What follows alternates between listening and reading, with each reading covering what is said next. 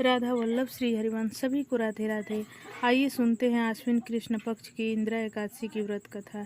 एक बार प्रेम से बोले श्री कृष्ण भगवान की जय। महाराज युधिष्ठिर ने भगवान श्री कृष्ण से पुनः प्रश्न किया कि हे भगवान, अब आप कृपा करके आश्विन कृष्ण एकादशी का महत्व सुनाइए।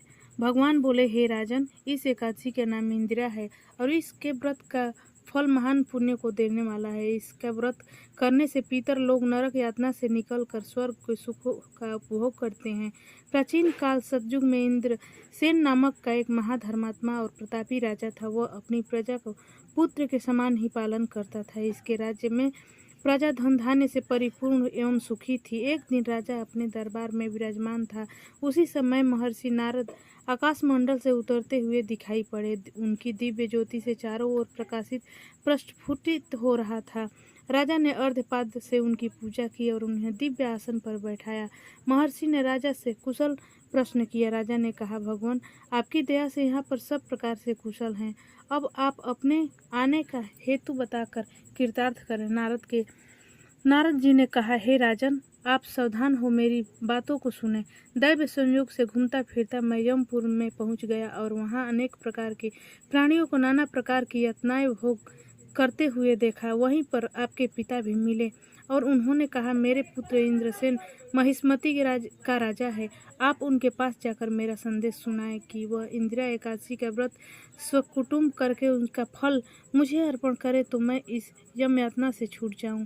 यह तुम्हारे पिता का संदेश है, इसलिए तुम इंदिरा एकादशी का व्रत कर उन्हें यम यातनाओं से बचाओ। महर्षि के ऐसे वचन सुनकर राजा ने कहा, भगवान, आप मुझे बताइए कि यह व्रत किस प्रकार किया जाता है। राजा के ऐसे वचन सुनकर नारद जी ने कहा, राजन, आश्विन कृष्ण पक्ष की दशमी के दिन प्रातःकाल स्नान कर पितरों को प्रसन्न करने के लिए श्राद्ध करे और एक ही बार भोजन कर रात्रि को पृथ्वी पर सोवे।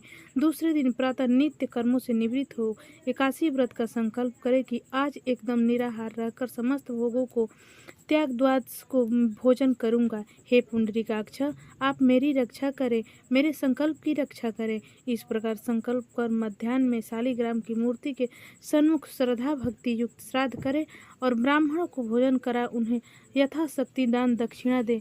पितृ शेष कुसुम कर किसी गौ को खिला दें। धूप दीप से नैवेद्य भगवान का विधिवत पूजन कर रात्रि को जागरण करे। द्वादश के दिन प्रातः काल स्नान कर पुनः ब्राह्मणों को भोजन करा उनके बाद बंधु बांधवों समेत भोजन करे। प्रकार व्रत करने से तुम्हारे पिता की अवश्य ही मुक्ति हो जाएगी। इस प्रकार व्रत की विधि बताकर महर्षि नारद वहां से चले गए।